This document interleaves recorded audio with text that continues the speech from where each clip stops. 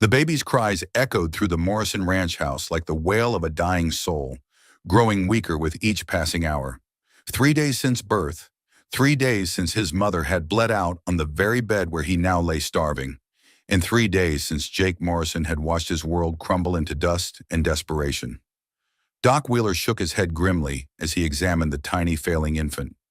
"He won't last another day without milk, Jake. We've tried everything. Goat's milk, sugar water, even brought in a wet nurse from 2 towns over. Nothing's working. This baby needs human milk from a woman who's recently given birth, and there's only one person in Millbrook who fits that description." Jake's jaw clenched as he stared down at his son, his beautiful, perfect son who was slowly starving to death. He knew exactly who Dr. Wheeler meant. Elizabeth Carter, Lizzie, the woman who'd been his everything before life and cruel circumstances had torn them apart. The woman who'd given birth to her own child just 2 weeks ago, only to lose the baby to fever 3 days later. The woman who was now married to the most ruthless banker in 3 counties. The woman he still loved with every fiber of his being. "Richard Carter will never allow it," Jake said, his voice rough with pain and exhaustion. "He'd rather watch my son die than let his wife help me." Doc Wheeler's expression was grave. "Then you better hope love is stronger than pride, son. Because that baby doesn't have time for family feuds or old grudges." But there was more to this story than anyone in Millbrook knew. More than the surface tragedy of a motherless child and a grieving father. Because 15 years ago, Jake Morrison and Elizabeth Hayes had been childhood sweethearts, meeting in secret behind the old church, promising each other forever under the stars. They'd planned to run away together, to build a life where love mattered more than money or social standing. Until Elizabeth's father had discovered their secret romance and beaten her unconscious. Until he'd forced her into marriage with Richard Carter to pay off his gambling debts. Until Jake had been run out of town by Carter's hired thugs and told never to return. He'd come back 5 years ago, scarred and hardened by his time away, married a sweet woman named Mary, who deserved better than a man who could never fully give his heart. He'd built his ranch, tried to forget, tried to move on. But every time he saw Elizabeth in town, every stolen glance across the church aisle, every accidental meeting at the general store had reminded him that some kinds of love never die. They just learn to hide. Now Mary was gone, his son was dying, and the only woman who could save him was the one he'd never stopped loving. The one whose husband had made it clear that Jake Morrison was never to come near his property or his wife again. But as Jake looked down at his fading son, he realized that some things were worth risking everything for. Even if it meant facing Richard Carter's wrath, even if it meant destroying whatever fragile peace he'd built, even if it meant opening wounds that had never properly healed. The question was, would Elizabeth risk everything too? Would she defy her husband to save the child of the man she'd once promised to love forever? And more importantly, what would Richard Carter do when he discovered that his wife was nursing the baby of her secret former lover?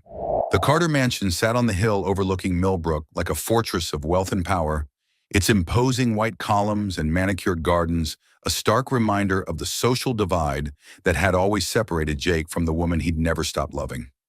As he stood at the wrought iron gates in the pre-dawn darkness, his dying son wrapped in blankets against his chest, Jake Morrison felt every one of the 15 years that had passed since he'd been beaten and driven away from this place. The baby's breathing was so shallow now that Jake had to press his ear close to the tiny chest to hear it at all. Doc Wheeler had been right. They were down to hours, maybe less. The wet nurse from Silver Creek had tried for 2 days, but something about her milk wasn't right for the baby. He'd taken a little, enough to keep hope alive, but not enough to thrive, not enough to live. Jake had tried everything. Goat's milk mixed with sugar and water, cow's milk thinned with broth, even the expensive formula Dr. Patterson had ordered from back east. Nothing worked. His son was dying by degrees, and there was only one woman in the territory who could save him. The woman sleeping in the house beyond these gates. The woman whose own milk was going to waste while her breasts ached with loss, and her heart broke a little more each day. Jake knew this because Martha Henderson, the town's busiest gossip, had made sure everyone knew about Elizabeth Carter's recent tragedy. How she'd given birth to a perfect little girl only to watch fever take the child 3 days later. How she'd been seen wandering her garden at all hours, her dress front damp with the milk her body continued to produce for a baby who would never need it again. Richard Carter had made it clear that his wife was not to be disturbed in her grief. No visitors, no condolence calls, no charity work that might upset her delicate constitution. But Jake suspected the real reason was darker. Richard had always been a possessive man, and losing a child would only make him more controlling, more determined to keep Elizabeth locked away from the world, and especially from any man who might remind her of what her life could have been. The sound of footsteps on gravel made Jake step back into the shadows of the oak trees lining the drive. A figure emerged from the servants' entrance. Maria Santos, the Carter family's housekeeper, carrying a basket of laundry despite the early hour. She was a good woman, Jake knew, one of the few people in town who'd never judged him for his past or his present circumstances. "Maria," he called softly, stepping into the pale moonlight. She startled, nearly dropping her basket, then peered through the darkness. "Senor Morrison, what are you doing here? It's not even dawn." Jake pulled the blanket away from his son's face, and Maria gasped at the sight of the tiny pale child struggling for each breath. "My son is dying, Maria. Dr. Wheeler says only a woman with fresh milk can save him now." Maria's dark eyes filled with understanding and pain. "La Señora Elizabeth. She lost her bébé only a week ago. Her heart is broken, Senor Morrison." "I know, but she's the only one who can help him. Please, Maria, I'm not asking you to betray your employers. I'm asking you to save a child's life." Maria looked at the baby, then back at Jake's desperate face. She'd been with the Carter family for 20 years, had seen how Richard treated his wife, had witnessed the slow erosion of Elizabeth's spirit under his control. She'd also heard the whispered stories about Jake and Elizabeth's past, had seen the way Elizabeth's face changed whenever his name was mentioned. "El Señor Carter, he will be furious if he discovers this," she said quietly. "Then we make sure he doesn't discover it. At least not until my son is strong enough to survive without her." Maria was quiet for a long moment, studying Jake's face in the moonlight. Finally, she sighed and looked toward the big house. "La Señora, she walks in the garden every morning at sunrise. She cannot sleep since she lost her bébé.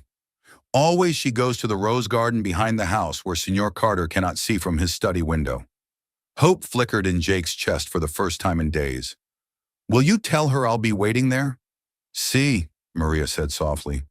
"But Senor Morrison, be very careful. If Senor Carter discovers you here, he will have you arrested, or worse." Jake nodded grimly. He knew exactly what Richard Carter was capable of. The man had built his fortune on the misery of others, foreclosing on desperate families and buying up their land for pennies on the dollar. He ruled his household with the same iron fist he used in business, and Jake had no doubt that Carter would see any attempt to help his dying child as a threat to his control over Elizabeth. But as Jake looked down at his son's face, so pale it was almost translucent in the moonlight, he knew he had no choice. Some risks were worth taking. The Rose Garden was Elizabeth's sanctuary, a place she'd created from nothing during the early years of her marriage when hope still lived in her heart. The roses were dormant now in the October cold, but their thorny branches created a maze of shadows and hiding places. Jake positioned himself behind a large trellis where he could see the path but remain hidden if anyone else appeared. He didn't have to wait long. As the first pale light of dawn began to creep across the sky, he heard the soft whisper of skirts on stone and the quiet rustle of someone moving through the garden. Then she appeared around the corner of the path, and Jake's breath caught in his throat. 15 years had changed Elizabeth Hayes into Elizabeth Carter, but she was still the most beautiful woman he'd ever seen. Her dark hair was longer now, pinned up in a style that suggested wealth and status rather than the wild curls he remembered.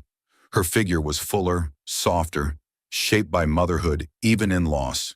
She wore a deep blue wrapper that made her eyes look like storm clouds, and there was a sadness in her face that cut Jake to the core. She was also visibly struggling with the physical aftermath of recent childbirth. Her posture spoke of discomfort, of a body that had done what nature intended but been denied its purpose. As she walked, she pressed a hand to her chest, where Jake could see the telltale dampness that meant her milk was coming down. "Lizzie," he called softly. She spun around with a sharp intake of breath, her hand flying to her throat. When she saw him emerging from the shadows, her face went through a series of expressions: shock, recognition, joy, and then fear. "Jake?" Her voice was barely a whisper. "What are you? You can't be here. If Richard sees you." "My son is dying," Jake said simply, pulling the blanket away from the baby's face. "And you're the only one who can save him." Elizabeth's eyes went wide as she took in the sight of the tiny, struggling infant. Her maternal instincts, already raw from her own recent loss, kicked in immediately. She took an unconscious step forward, her arms moving as if she wanted to take the child but didn't dare. "Oh God," she breathed. "How long has he been like this?" 3 days. Maybe 4. Mary died in childbirth, and nothing we've tried works. Dr. Wheeler says he needs human milk from a woman who's recently given birth." Jake's voice broke slightly. "Lizzie, I know what I'm asking. I know the risk. But please, he's all I have left." Elizabeth looked at the baby, then at Jake's desperate face, and Jake saw the moment her decision was made. The same fierce protectiveness that had made her defend wounded animals as a child, the same compassion that had drawn him to her all those years ago, flared to life. "Bring him here," she said, settling onto a stone bench beneath an arbor of bare vines. Jake's hands shook as he placed his son in Elizabeth's arms. The moment she touched the child, something seemed to ease in both of them. The baby's breathing steadied slightly, and Elizabeth's face softened with a peace Jake hadn't seen in years. "What's his name?" she asked, already beginning to arrange her wrapper to give the baby access to what he needed. "Samuel, after my father." Elizabeth smiled, the first real smile Jake had seen from her since he'd returned to Millbrook. "Hello, Samuel," she whispered to the baby. "Let's see if we can help you feel better." What happened next was both the most natural thing in the world and the most intimate moment Jake had ever witnessed. As Elizabeth guided his son to her breast, as the baby latched on with desperate hunger, as the morning sun painted them both in golden light, Jake felt something fundamental shift in his understanding of love, sacrifice, and what it meant to save a life. He also heard the sound of footsteps on the garden path and knew their time was running out. "Someone's coming," he whispered urgently. Elizabeth's eyes flew to his, wide with alarm, but she didn't stop nursing the baby. "The gardener," she said quickly. "He comes early on Wednesdays. Behind the potting shed, there's a gap in the hedge you can slip through." Jake hesitated, torn between staying to protect them and preserving the secrecy that might be their only hope of continuing these meetings. "When can I bring him back?" "Tomorrow morning, same time." "But Jake," Elizabeth's voice caught, "if Richard finds out—" "He won't," Jake promised, though he had no idea how he could keep such a promise. "Thank you, Lizzie. You're saving his life." As Jake slipped away through the hedge, the last thing he heard was Elizabeth's soft voice singing a lullaby he remembered from their childhood, and the contented sounds of a baby finally feeding. For the first time in days, Samuel Morrison was going to survive the night. But as Jake made his way home through the early morning streets, he couldn't shake the feeling that they'd started something that would be impossible to stop. Something that would either save them all or destroy everything they'd built from the ashes of their broken dreams. The change in Samuel was nothing short of miraculous. Within 12 hours of his first feeding with Elizabeth, the baby's color had improved from deathly pale to a healthy pink. His breathing steadied, his tiny fists unclenched, and for the first time since his birth, he slept peacefully through the night. Jake sat in his rocking chair, his son finally resting quietly against his chest, and felt a combination of overwhelming gratitude and terrifying awareness of what he'd set in motion. Elizabeth's milk had saved Samuel's life, but it had also created a bond that went far beyond the physical necessity of feeding a hungry child. The next morning, Jake arrived at the rose garden to find Elizabeth already waiting, pacing nervously among the dormant flower beds. She'd clearly been up for hours. Her hair was perfectly arranged, her dark green dress immaculate, but there were shadows under her eyes that spoke of a sleepless night. "How is he?" she asked immediately, reaching for the baby with hands that trembled slightly. "See for yourself," Jake said, pulling back the blanket to reveal Samuel's transformed appearance. Elizabeth's face lit up with wonder and relief. Oh, thank God. He looks like a completely different child. As she settled onto their stone bench and began to arrange her dress for nursing, Jake noticed the way her movements had become more confident, more purposeful. Yesterday she'd been tentative, almost frightened by the intimacy of the act. Today she moved with the natural grace of a mother tending her own child. Elizabeth, Jake began carefully, I need you to know how grateful I am. What you're doing, it goes beyond anything I had a right to ask. She looked up at him, Samuel already latching on hungrily. You don't need to thank me, Jake. This is healing something in me too. My body was made to feed a child, and losing Emma, her voice caught on the name of her dead daughter. Having Samuel need me, it makes the loss feel less like a waste. Jake knelt beside the bench, close enough to see the peaceful expression on his son's face, close enough to catch the faint scent of roses in Elizabeth's hair. Tell me about her, about Emma. Elizabeth's smile was sad but genuine. She was perfect. 10 tiny fingers, 10 tiny toes. She had your eyes. She had blue eyes like... Elizabeth caught herself, color rising in her cheeks.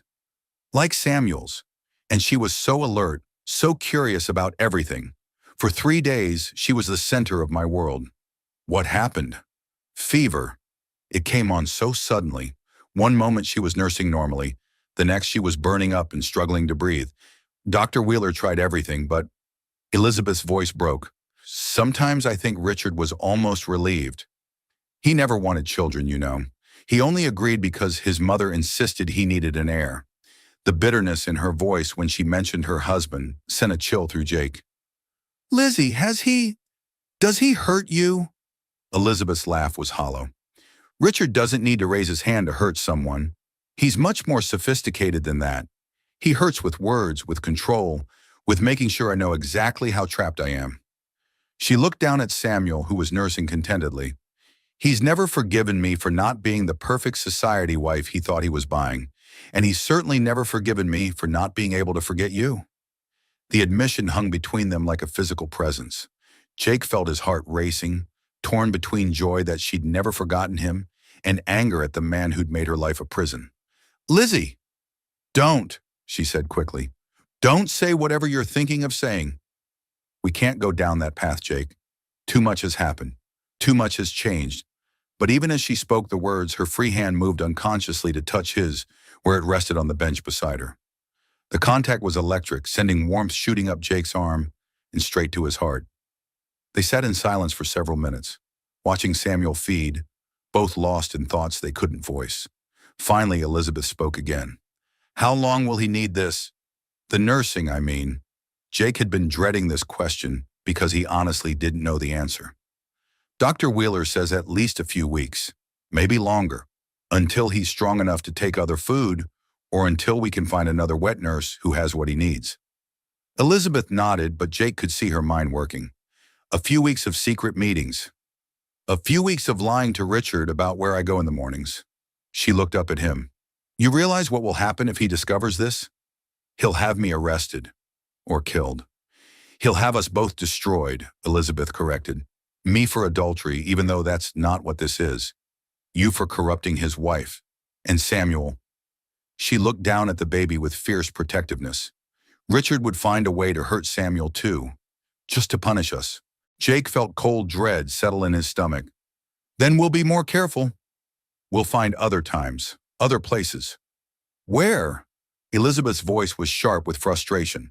Richard controls every moment of my day. He has the servants report on my activities. He monitors my correspondence. These early morning walks in the garden are the only freedom I have, and only because Dr. Wheeler told him that fresh air would help with my grief recovery. Before Jake could respond, they both heard it, the sound of heavy footsteps on the main garden path, moving toward them with deliberate purpose. Elizabeth went rigid, Samuel still nursing at her breast, her face draining of color. Richard, she whispered, he never comes to the garden. Never. Jake was already moving, carefully lifting Samuel from Elizabeth's arms while she frantically adjusted her dress. But there wasn't time to hide, wasn't time to run. They could hear Richard Carter's voice now, accompanied by another man's, someone Jake didn't recognize. "I tell you, something's not right with her lately," Richard was saying, his cultured voice carrying clearly in the morning air. "She's been different, more secretive. And yesterday Maria mentioned she thought she heard voices in the garden during Elizabeth's morning walk." Jake's blood turned to ice. Maria had been discovered. Their one ally in the Carter household had been compromised. Elizabeth was on her feet now, Samuel hidden against her chest beneath her shawl, doing her best to look like a grieving mother taking solace in her garden. But Jake could see the terror in her eyes, could practically feel her heart pounding with fear. "Behind the potting shed," she whispered urgently. "Now!" But it was too late. Richard Carter rounded the corner of the path at that moment, accompanied by Sheriff Bradshaw, and his calculating eyes took in the scene immediately. Elizabeth standing beside the bench, clearly flustered, and Jake Morrison frozen like a deer caught in torchlight, holding what was obviously a baby. The silence that followed was deafening. Richard's face went through a series of expressions: surprise, suspicion, and finally a cold, terrible rage that made Jake's skin crawl. Sheriff Bradshaw, a man Jake knew to be firmly in Carter's pocket, rested his hand on his gun belt. "Well, well," Richard said softly, his voice like silk wrapped around steel. "What have we here?" Elizabeth lifted her chin with a courage that reminded Jake why he'd fallen in love with her all those years ago. "Richard, I can explain—" "Oh, I'm sure you can, my dear," Richard interrupted, never taking his eyes off Jake. "I'm sure you have a fascinating explanation for why you're having a secret rendezvous with Jake Morrison in our garden. At dawn, while you're clearly indisposed." His gaze flicked meaningfully to the damp spots on Elizabeth's dress that betrayed her recent nursing. Jake stepped forward, instinctively moving to protect Elizabeth, even though he knew it was useless. "Mr. Carter, your wife was helping me save my son's life. Nothing more." Richard's laugh was like breaking glass. "How noble, how touching, and how convenient that saving your son's life required my wife to—" He gestured vaguely at Elizabeth's disheveled appearance. "What exactly was she saving him with, Morrison?" The implication in his voice made Jake's hands clench into fists. "She was nursing him. My son was starving, and your wife's milk saved his life. It's that simple." "Simple," Richard repeated as if tasting the word. "Yes, I imagine you'd like to keep it simple. But nothing about this situation is simple, Morrison. My wife secretly meeting with her childhood sweetheart. My wife using her body to feed another man's child. My wife lying to me for God knows how long." "Richard, please," Elizabeth said, her voice barely above a whisper. "Samuel was dying. I couldn't let him die when I had the means to help." Richard turned to his wife with a look that made Jake's blood boil. "Couldn't let him die? How touching, how maternal. Tell me, Elizabeth, when our daughter was dying, did you fight half so hard to save her? Or was your concern reserved for the children of old lovers?" Elizabeth recoiled as if she'd been slapped, and Jake saw red. He took a step toward Richard, Samuel still in his arms, and it was only Sheriff Bradshaw's sharp movement toward his gun that stopped him. "That's enough," Jake growled. "Don't you dare blame her for Emma's death. And don't you dare make this into something it isn't." "Oh, but that's where you're wrong, Morrison," Richard said, his smile cold and predatory. "This is exactly what I say it is. My wife committing adultery, you corrupting a married woman, both of you defiling the sanctity of my home with your sordid affair." "We're not having an affair," Elizabeth protested desperately. "Aren't you?" Richard moved closer to his wife, and Jake saw her flinch. "Then explain to me, my dear, why your milk is flowing for his child when it never flowed properly for ours. Explain why you're glowing with health and happiness when you've been grieving and sickly for weeks. Explain why you're sneaking around like a common whore to feed the bastard son of your first love." The slap came so fast that Jake almost didn't see it. Elizabeth's hand connected with Richard's cheek with a crack that echoed through the garden, and the silence that followed was electric with danger. Richard's face went deadly calm. "Sheriff Bradshaw," he said quietly, never taking his eyes off Elizabeth's defiant face. "I want Jake Morrison arrested for trespassing, corruption of a married woman, and adultery. I want him in jail within the hour." "Richard, no!" Elizabeth grabbed her husband's arm desperately. "He hasn't done anything wrong." Richard shook her off roughly. "Haven't done anything wrong? He's seduced my wife into behaving like a common wet nurse. He's turned her into his whore, and he's done it all while pretending to be concerned about his dying child." Richard's voice dropped to a whisper. "The child who, frankly, might be better off dead than raised by a man like Jake Morrison." That was the moment Jake's control finally snapped. Still holding Samuel protectively against his chest, he lunged for Richard Carter with murder in his eyes. He never made it. Sheriff Bradshaw's club caught him behind the ear, and Jake Morrison collapsed to the ground, his world exploding into darkness as he heard Elizabeth screaming his name. Jake Morrison woke in the Millbrook jail with dried blood crusted behind his ear and the taste of iron in his mouth. The single cell was barely 6 feet by 8, with a cot, a bucket, and bars thick enough to cage a wild animal. Pale morning light filtered through a window set too high to reach, and somewhere in the distance he could hear a baby crying. Samuel. Jake struggled to sit up, his head pounding with each movement, and tried to piece together what had happened after Sheriff Bradshaw's club had sent him into darkness. Where was his son? Was he safe? And Elizabeth? God, what had Richard done to Elizabeth after Jake had been dragged away unconscious? "About time you woke up," came a familiar voice from outside the cell. Jake looked up to see Dr. Wheeler standing beyond the bars, his weathered face grim with concern. In his arms was Samuel, wrapped in a clean blanket, but crying with the desperate hunger of a baby who hadn't fed in hours. "Doc," Jake rasped, his throat raw. "How long have I been in here?" 6 hours. Long enough for Richard Carter to spin quite a tale to anyone who'll listen.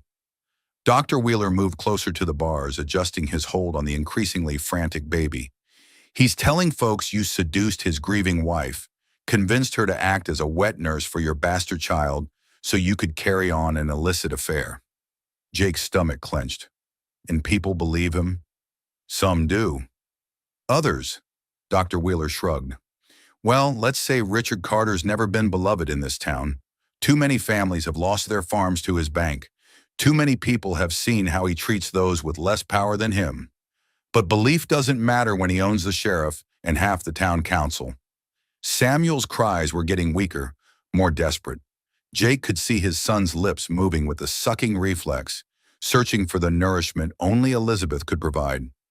"He needs to feed, Doc." "It's been too long." "I know. I've tried everything again. Goat milk, cow milk, even that formula from back east. Nothing works."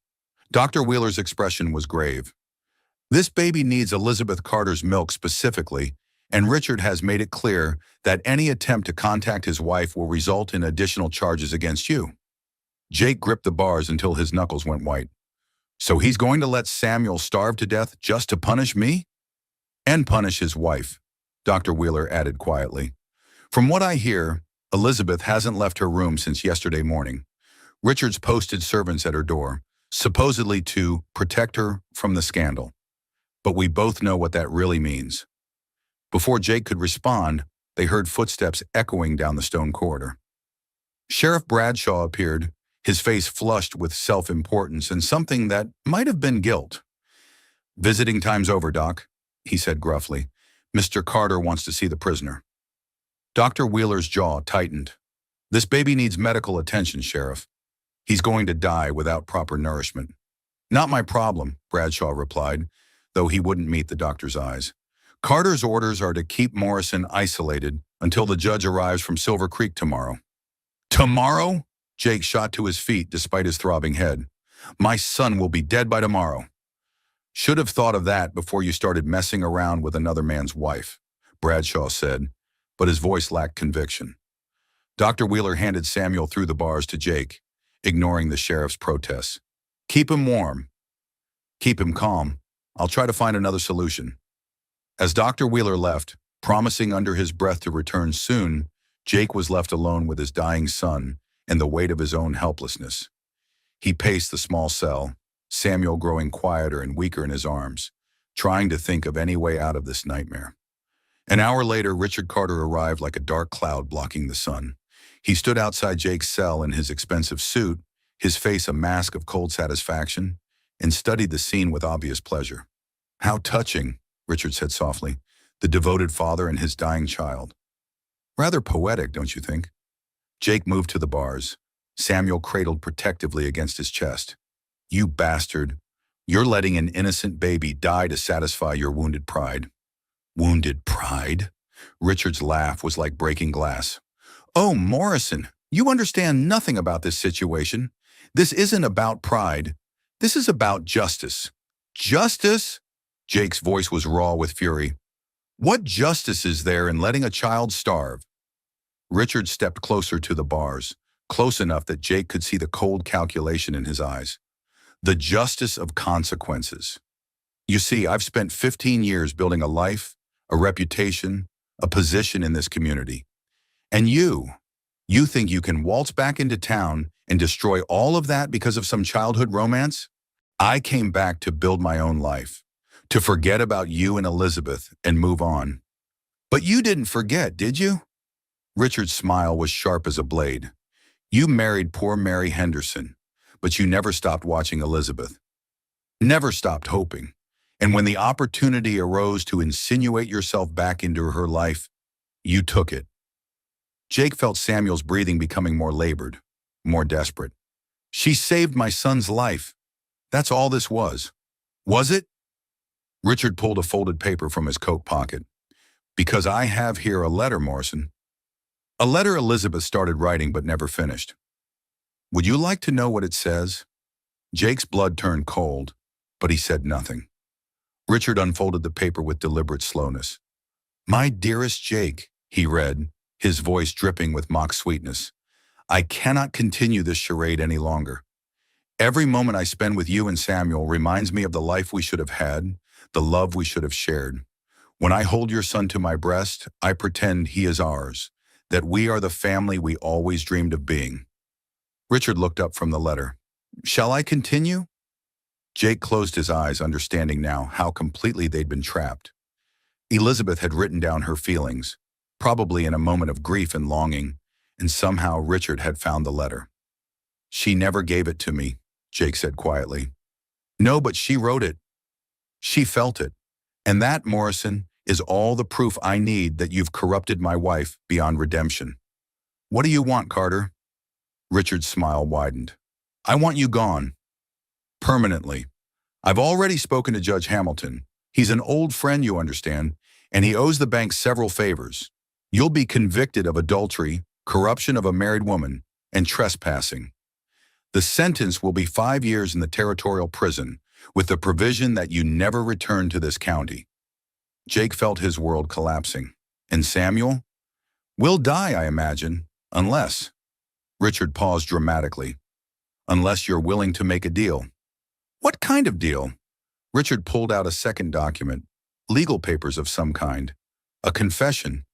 You admit to seducing my wife, to corrupting her for your own selfish purposes, and to using your dying child as a weapon against her maternal instincts. You publicly apologize to me and to the community for your actions, and you sign over custody of your son to Elizabeth and me." Jake stared at the papers in Richard's hand, understanding the true depth of the man's cruelty. "You want to take Samuel from me. I want to give him to Elizabeth. She needs a child to heal from the loss of our Emma. Your son will provide that healing, and in return, he'll live. He'll have a proper home, proper education, proper opportunities. Everything you could never give him. Under your roof, with you as his father."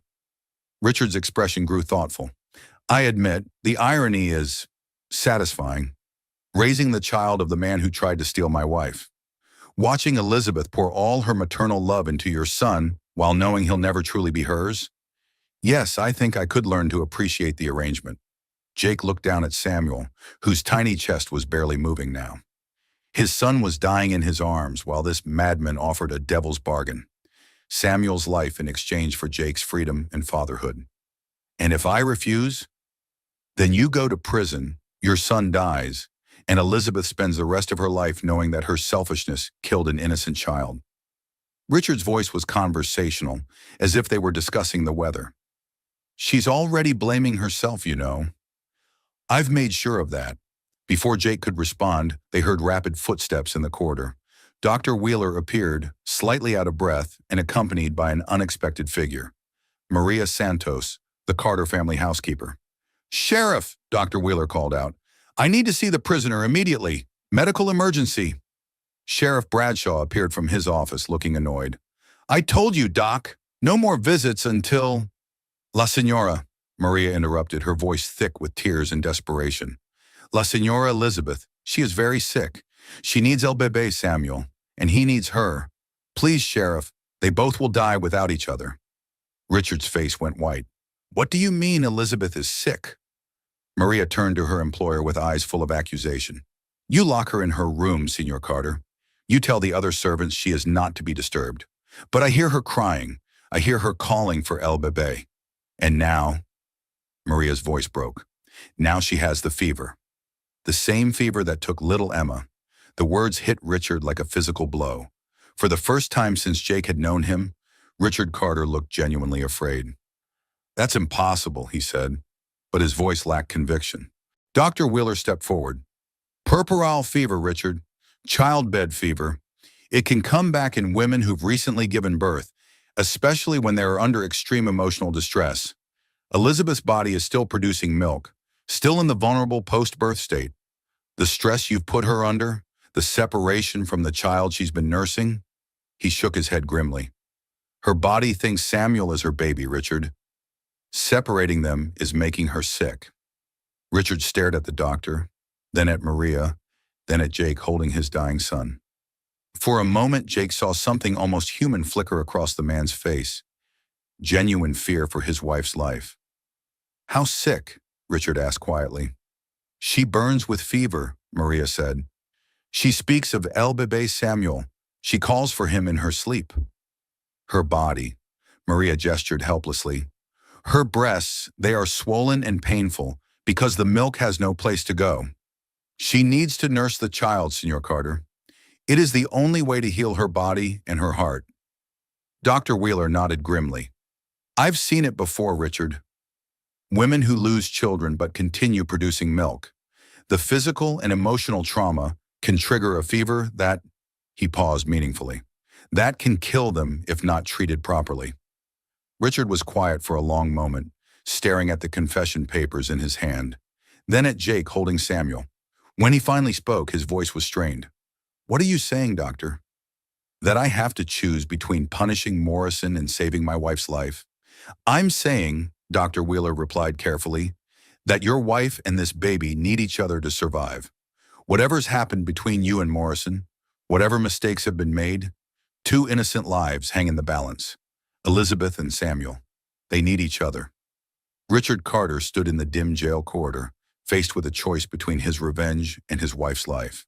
And as Samuel gave a weak, barely audible cry in Jake's arms, they all held their breath to see which way his cruelty would bend. The silence in the jail corridor stretched like a taut wire ready to snap. Richard Carter stood frozen between his desire for revenge and the stark reality that his wife might die if he didn't act. In Jake's arms, Samuel had gone frighteningly quiet, his tiny chest barely moving with each labored breath. Time was running out for everyone. Dr. Wheeler stepped closer to Richard, his voice urgent but carefully respectful. "Richard, I need you to understand what's happening to Elizabeth. Puerperal fever isn't just about grief or stress. It's her body's physical response to the trauma of losing Emma, combined with the ongoing milk production for Samuel. Every hour that passes without nursing increases the risk of infection, of losing her the same way we lost your daughter." The comparison to Emma's death hit Richard like a physical blow. Jake saw the man's composure crack slightly, saw genuine fear replace calculated cruelty in his eyes. "You're saying she could die?" Richard's voice was barely above a whisper. "I'm saying she will die if we don't treat this properly," Dr. Wheeler replied bluntly. "And the treatment is simple but non-negotiable. She needs to nurse Samuel. Her body needs the relief, the hormonal balance, the emotional connection. It's not about punishment or forgiveness anymore, Richard. It's about medical necessity." Maria Santos stepped forward, her dark eyes blazing with the fierce protectiveness of a woman who'd watched Elizabeth suffer for too long. Senor Carter, I have served your family for 20 years. I watched you court La Senora Elizabeth. I planned your wedding. I held your hand when little Emma was born. But I tell you now, if you let pride kill your wife, you will have nothing left but money and hatred. Richard turned to look at Jake through the bars, his face a mask of conflicted emotions. And what about him? What about the man who corrupted my wife, who turned her against me? Jake met Richard's gaze steadily, Samuel's failing form heavy in his arms. I never turned her against you, Carter. You did that all by yourself with 15 years of control and cruelty. But if you want to blame me for saving my son's life, if you want to call that corruption, then do it. Just don't let your hate kill Elizabeth and Samuel both. Don't lecture me about my wife, Richard snapped. But there was less venom in it than before. You have no idea what kind of marriage we have, what kind of... I know she's dying upstairs while you play games with her life, Jake interrupted, his voice raw with desperation. I know Samuel is dying in my arms while you debate whether your pride is worth more than their lives. And I know that if you let them both die for your revenge, you'll have to live with that choice for the rest of your miserable existence. Richard stared at Jake for a long moment, then at Dr. Wheeler, then at Maria's tear-stained face. When he finally spoke, his voice was hollow, defeated. Sheriff Bradshaw, he called out, release the prisoner. Sheriff Bradshaw emerged from his office, looking confused. Sir? I thought you wanted him held until... I said release him, Richard repeated, his tone brooking no argument. Medical emergency. Dr. Wheeler's orders. As Bradshaw reluctantly unlocked the cell, Richard turned to Jake with eyes that burned with suppressed fury. This isn't forgiveness, Morrison. This is medical necessity. You will nurse your son with my wife under my supervision. When this crisis passes, when both Elizabeth and the child are stable, you will leave this county and never return. Is that understood? Jake nodded, too grateful to argue with the conditions. Understood. The walk to the Carter mansion felt like a funeral procession. Jake carried Samuel, whose breathing had become so shallow it was barely perceptible. Dr. Wheeler walked beside them, his medical bag clutched tight in his hands. Richard led the way, his face set in stone, while Maria hurried ahead to prepare Elizabeth's room. The Carter mansion felt different now, less like a fortress of wealth and more like a mausoleum. The servants they passed in the corridors kept their eyes down, but Jake could feel their curious and sympathetic gazes. Word of the crisis had clearly spread through the household. Elizabeth's bedroom door stood open, and the scene inside broke Jake's heart. She lay in the massive four-poster bed, her face flushed with fever, her hair damp with sweat. She was mumbling incoherently, her hands moving restlessly on the coverlet, as if searching for something, or someone. Samuel, she whispered, her eyes closed and unfocused. Where is Samuel? He needs. Dr. Wheeler immediately went to her side, checking her pulse and temperature. The fever's high, but not critical yet. How long has she been like this, Maria? Since this morning, doctor. She calls for El Bebe. She tries to get up to find him, but she is too weak. Jake approached the bed slowly, Samuel cradled against his chest. Elizabeth? Lizzie, can you hear me? Her eyes fluttered open at the sound of his voice, unfocused but searching. Jake? Is Samuel? He's here, Jake said softly, sitting on the edge of the bed despite Richard's sharp intake of breath. He needs you, Lizzie. You're the only one who can help him. Elizabeth struggled to sit up, her movements weak and unsteady. Maria immediately moved to help her, arranging pillows behind her back and gently guiding her to a position where she could nurse comfortably. Mi niño, Elizabeth whispered as Jake placed Samuel in her arms. My poor baby, you must be so hungry. What happened next was both miraculous and heartbreaking. As Elizabeth guided Samuel to her breast, both mother and child seemed to settle immediately. Samuel latched on with desperate hunger, his tiny hands gripping Elizabeth's nightgown as if afraid she might disappear again. Elizabeth's face, which had been tight with pain and fever, began to relax as her body responded to the familiar rhythm of nursing. That's it, Dr. Wheeler said approvingly, monitoring Elizabeth's pulse. Her body temperature is already starting to normalize. The physical relief of nursing will help reduce the fever significantly. Richard stood in the corner of the room, watching the intimate scene with an expression Jake couldn't read. There was pain there, certainly, and anger. But there was also something else. A grudging recognition of the bond between Elizabeth and Samuel. An understanding that what he was witnessing went beyond adultery or corruption. She loves him, Richard said quietly, almost to himself. She loves your son as if he were her own. Jake looked up from watching Samuel nurse, meeting Richard's gaze across the room. Yes, she does. And he needs that love to survive. More than he needs his father's love, apparently. The words stung, but Jake forced himself to remain calm. He needs both. But right now he needs the milk that only Elizabeth can provide. And she needs the healing that only he can give her. They sat in tense silence for several minutes, watching Elizabeth nurse Samuel back to health, while her own fever gradually subsided. Dr. Wheeler monitored them both, occasionally checking pulse rates and temperatures, nodding with satisfaction as both patients stabilized. Finally, Elizabeth looked up at her husband with clear eyes for the first time in days. Richard, I know you're angry. I know this situation looks improper, but this child was dying, and I had the means to save him. How could I do anything else? Richard moved closer to the bed, his face still hard, but less openly hostile. You could have told me. You could have asked my permission instead of sneaking around like a what?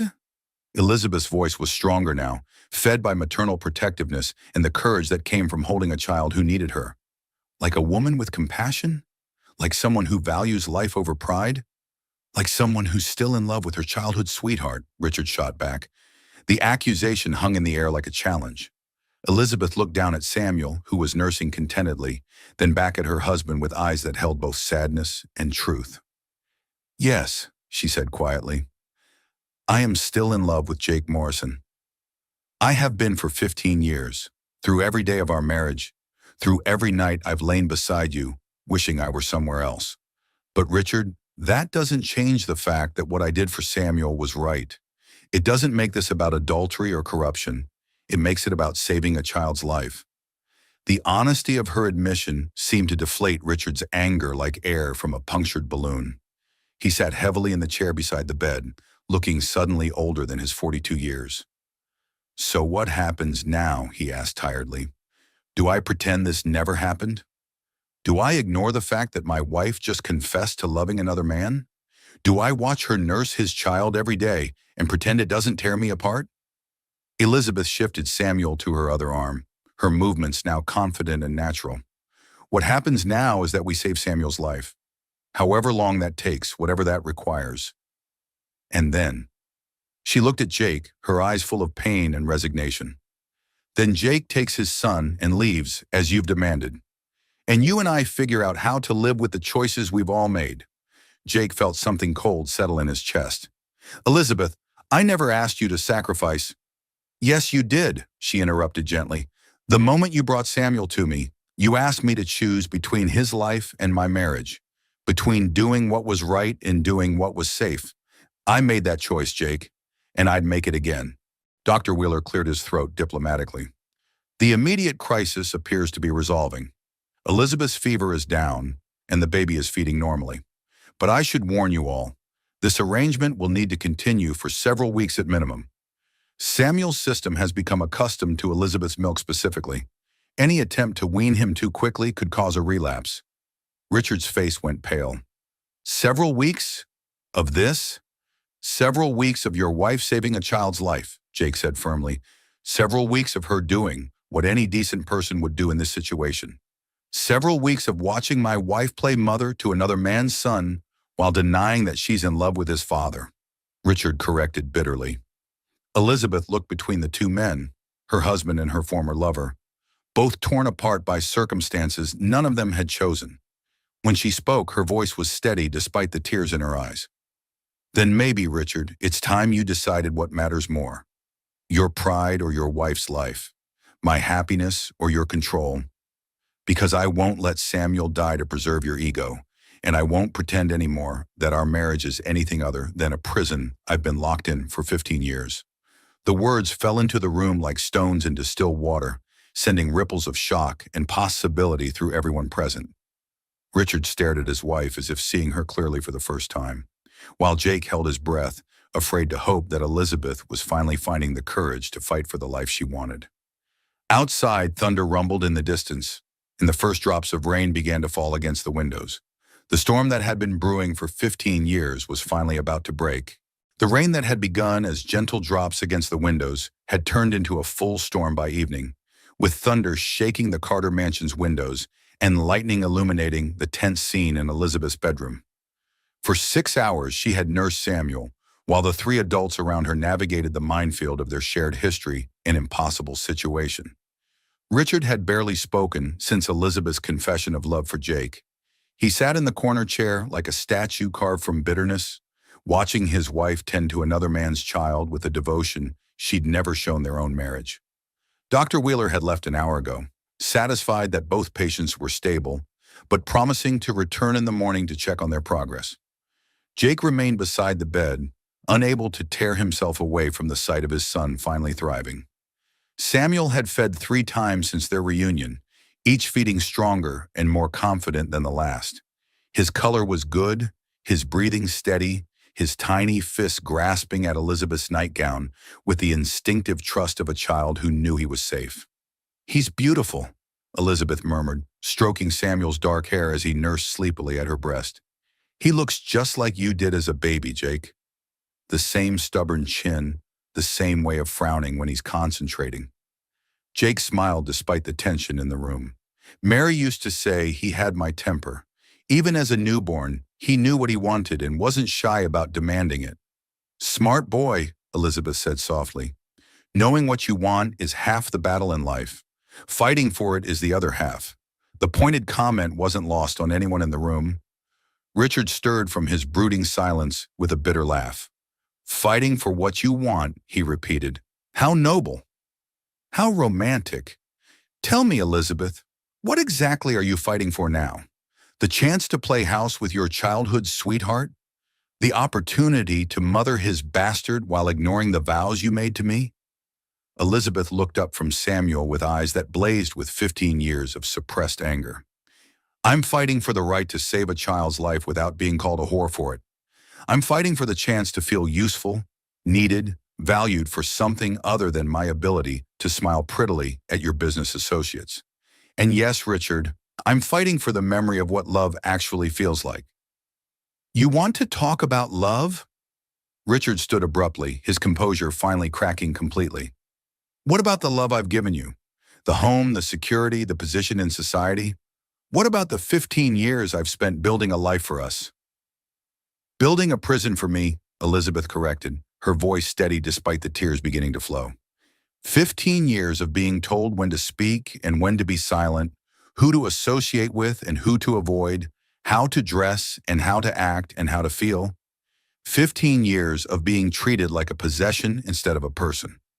Jake shifted uncomfortably, feeling like an intruder in this intimate marital breakdown, but unable to leave while Samuel was still nursing. "Maybe I should take him," he said quietly. "Let you two work this out privately." "No," Elizabeth said firmly, tightening her hold on Samuel.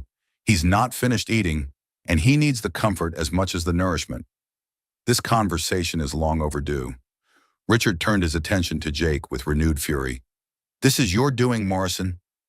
You came back to town with your dying child and your sob story, and you've turned my wife against me. You've poisoned her mind with romantic nonsense about what could have been." "I never asked her to choose," Jake replied honestly. "I asked her to save my son's life. Everything else was already broken long before I came back to Millbrook."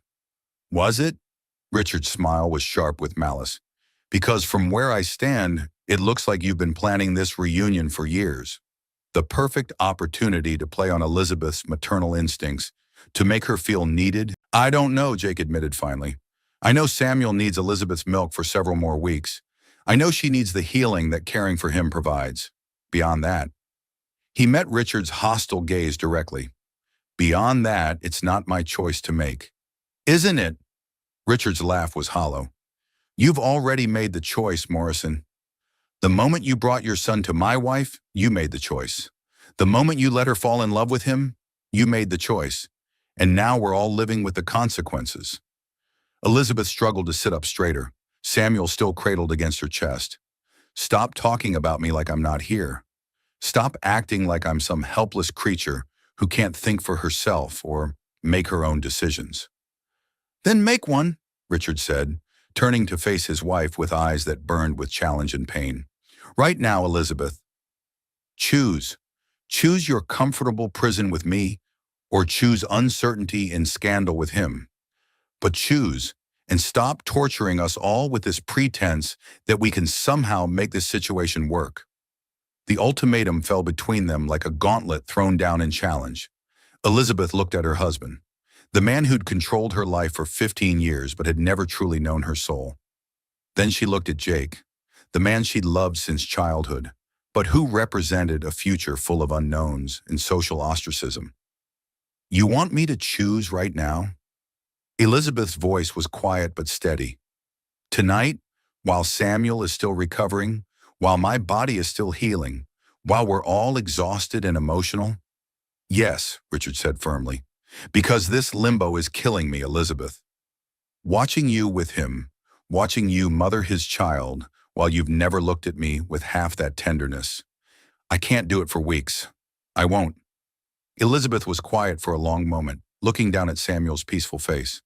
When she finally spoke, her voice was filled with the kind of certainty that comes from facing the truth without flinching. Then I choose him, she said simply.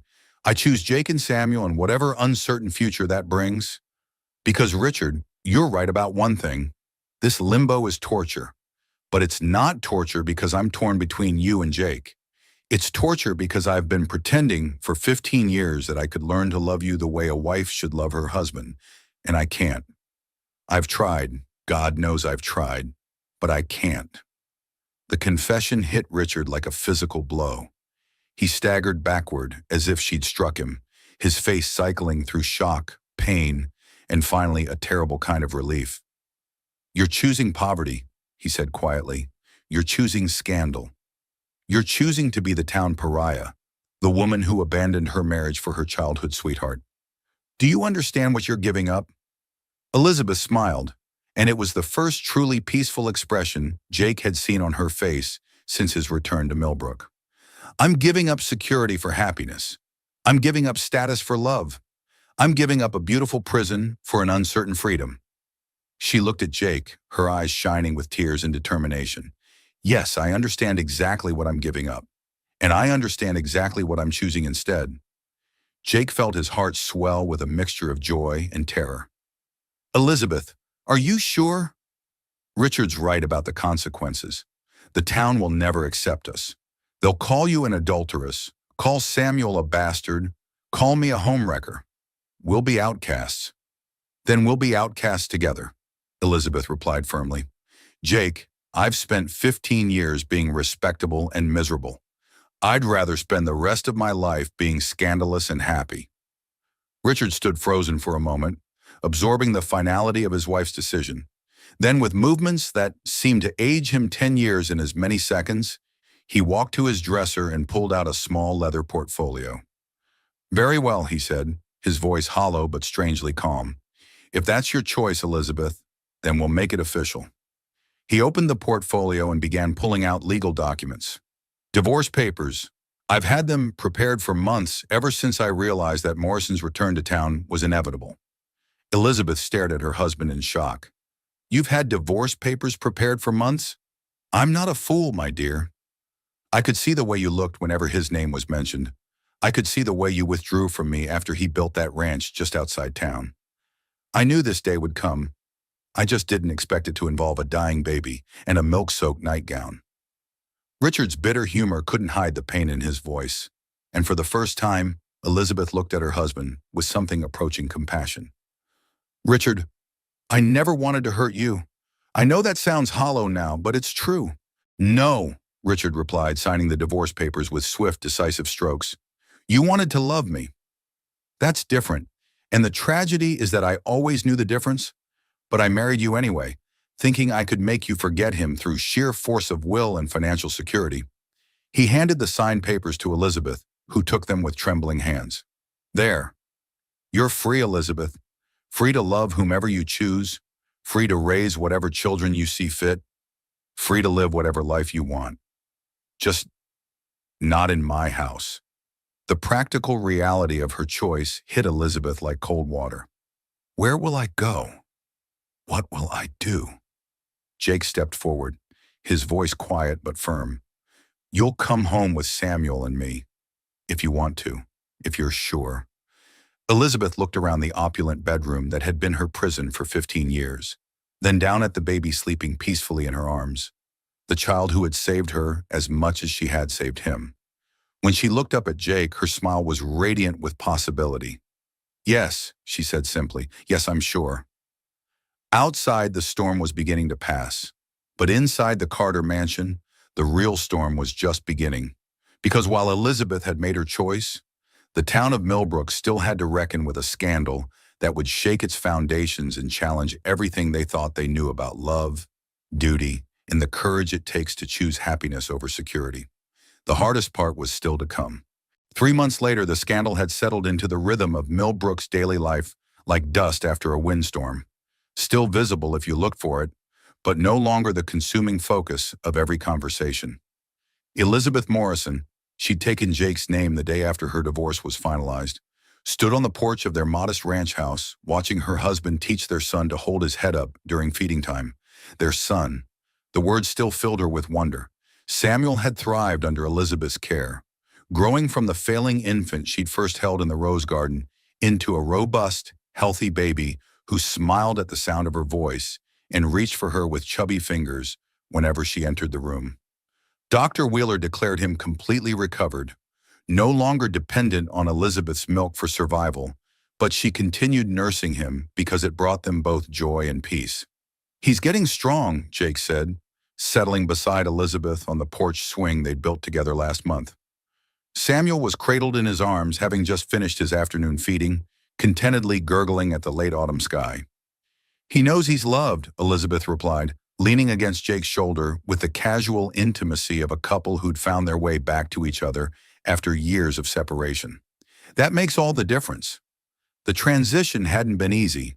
For the first month, they'd faced cold stares at the general store, whispered conversations that stopped when they walked into church, and the loss of several friendships that couldn't survive Elizabeth's disgraceful choices. Mrs. Whitmore had publicly declared that no decent woman would associate with an adulteress, and the ladies' sewing circle had made it clear that Elizabeth was no longer welcome. But they'd also found unexpected allies. Dr. Wheeler had been vocal in his support, reminding anyone who'd listen that Elizabeth had saved a child's life and shown more Christian charity than half the so-called righteous people in town. Maria Santos had left the Carter household to work for them, declaring that she'd rather serve a family built on love than one built on money and control. Even Sheriff Bradshaw, who'd initially arrested Jake, had quietly apologized and admitted that watching a baby thrive under Elizabeth's care had changed his perspective on the whole situation.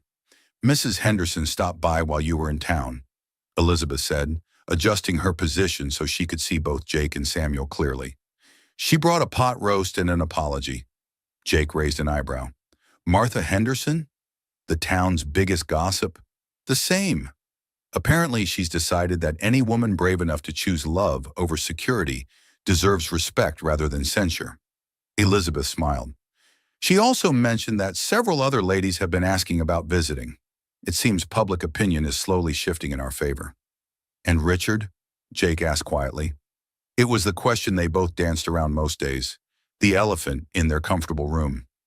Elizabeth was quiet for a moment, watching Samuel's tiny fingers wrap around Jake's thumb.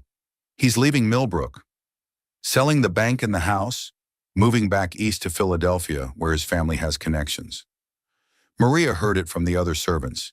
Jake felt a complex mixture of relief and something that might have been pity. How do you feel about that? Free, Elizabeth said simply.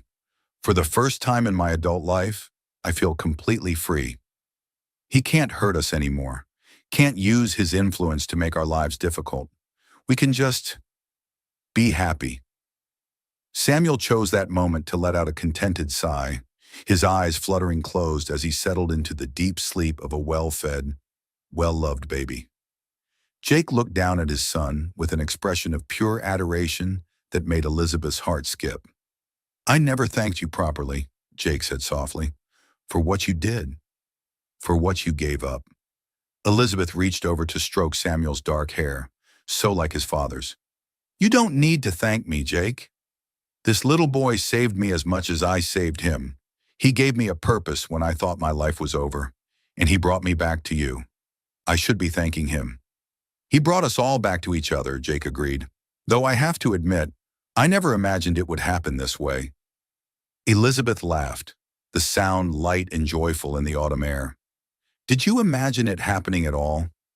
When you married Mary, when I was trapped in my marriage to Richard, did you ever think we'd get a second chance?"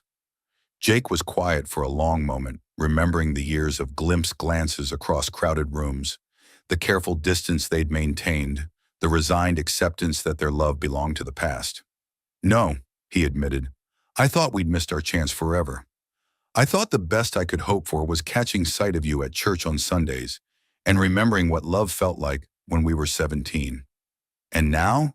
Jake shifted Samuel to one arm so he could wrap the other around Elizabeth, pulling her close against his side. "Now I wake up every morning next to the woman I've loved since I was old enough to understand what love meant. Now I watch her mother my son with more tenderness than I ever dared hope for. Now I get to plan a future that includes both of you." Elizabeth turned in his arms to look at him directly, her eyes bright with tears of happiness. "Do you ever regret it? The scandal, the difficulties, the way some people still look at us?" "Never," Jake said firmly. "Elizabeth, I'd face down the entire territory's disapproval to have this life with you and Samuel.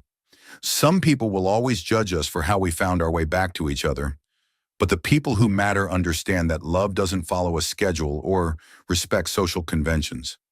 As if summoned by their conversation, they heard the sound of hooves on the drive.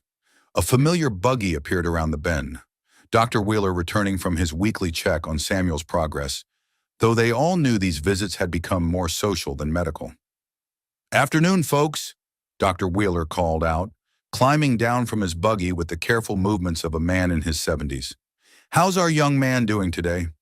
"See for yourself," Jake said, carefully transferring the sleeping Samuel to the doctor's experienced hands.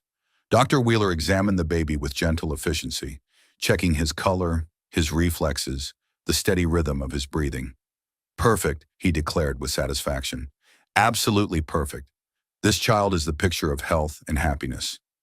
"Thanks to Elizabeth," Jake said, his voice warm with gratitude and love. Dr. Wheeler looked at Elizabeth with eyes that held deep respect. "Thanks to both of you. This boy is thriving because he's surrounded by love, security, and parents who would do anything to protect him. That's the best medicine any child can have." Elizabeth accepted Samuel back into her arms, marveling again at how perfectly he fit against her chest, how completely he'd become the center of their world. "Dr. Wheeler," she said hesitantly, "may I ask you something?" "Of course, my dear. Do you think we did the right thing? All of us, I mean. The way everything happened. The choices we made?"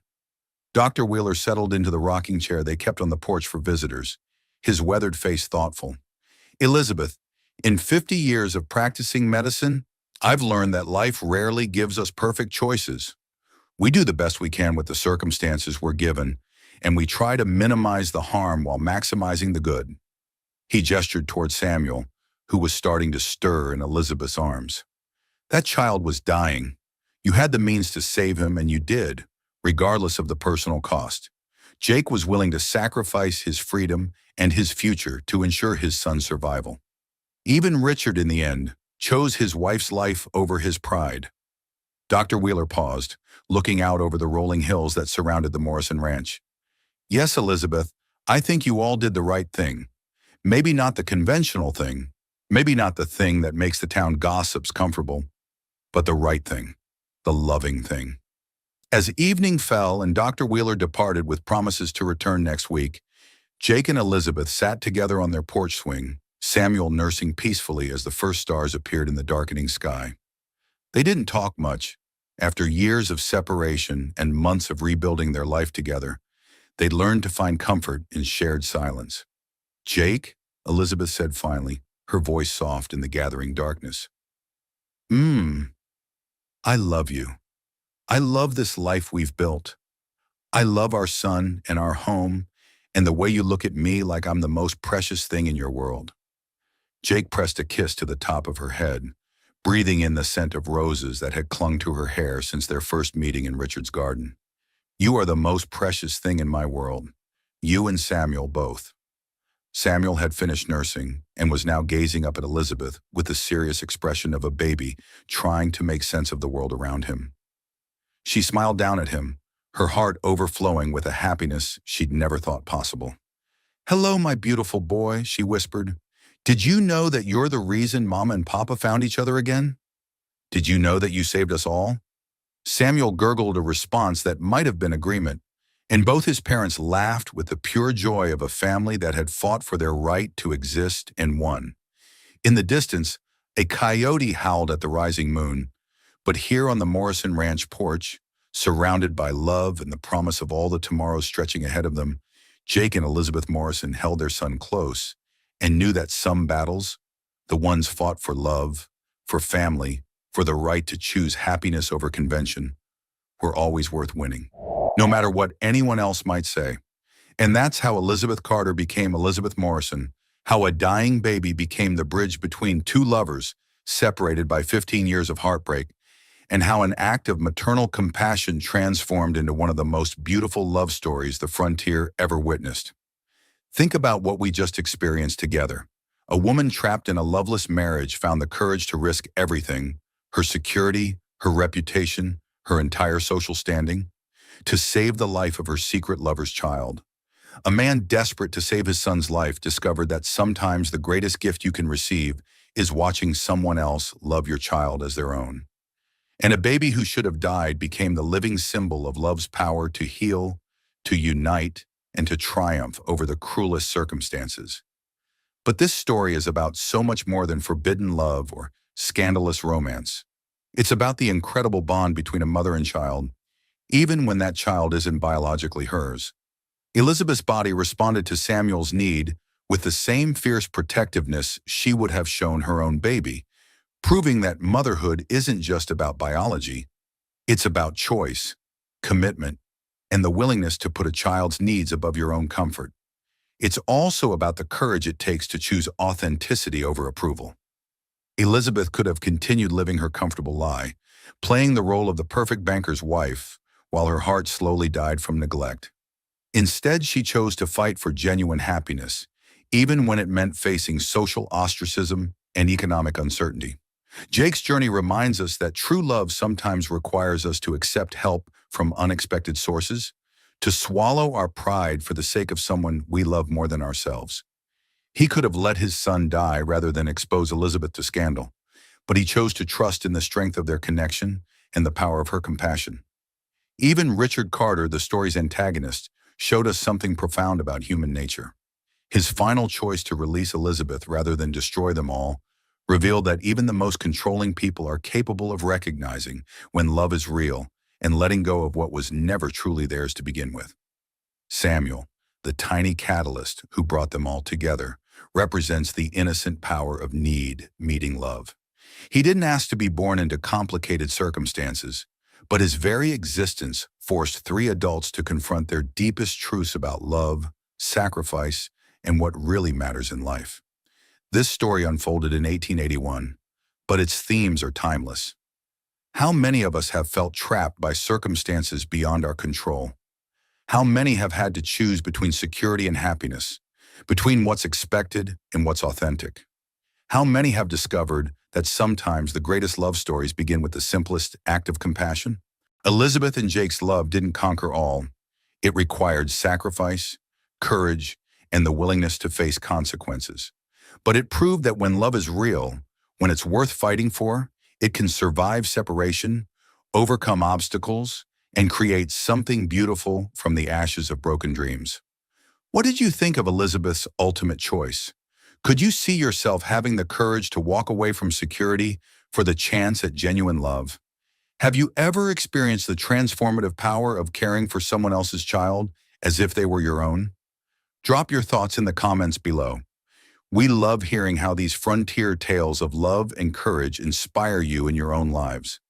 If this story moved you, if it reminded you that true love is worth fighting for, regardless of the obstacles, make sure to hit that like button and share it with someone who needs to hear this message of hope and redemption. Subscribe to Wild West Stories for more incredible tales of love triumphing over adversity, and ring that notification bell so you never miss our latest adventures from the American frontier. Remember, real love doesn't follow society's rules. It follows the heart. And sometimes the most beautiful families are the ones we choose rather than the ones we're born into. Thanks for joining Elizabeth, Jake, and Samuel on their journey from heartbreak to happiness, partner. Until next time, keep believing in the power of love to overcome anything. Like this video if you believe love is worth fighting for, and subscribe for more legendary frontier stories that prove the human heart always finds a way.